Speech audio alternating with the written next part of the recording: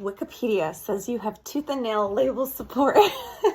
We don't have tooth and nail label support. We were with them for a few years and they helped advance the cost of making 2 albums, but it wasn't working, and so we filed bankruptcy in order to continue to be a band. That's what we had to do, and then we cut ties with the label. So we've been independent since then, and all of our money to fund the music comes from 2 major revenue sources, streaming, like specifically Spotify, and then our Patreon. And so those are how we can afford to make new music.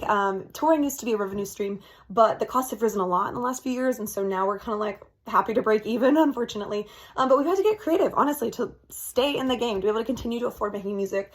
A record label is not the right path for us. We're grateful for the support that we got, but it's never like we got label support in the form of checks or even advances or money. They just kind of fronted the cost to make the music, and we never saw a dime from our first 2 albums. So we've never seen a dime, and we probably never will. That's the nature of the contracts.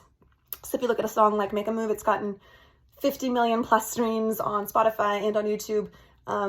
The labels keep 100% of that money and forever will. We will never see any money from our first album, Scripted, or our second album, Icon for Hire. But we do get money from our subsequent albums that we released independently. So hopefully that answers your question and clears up some confusion.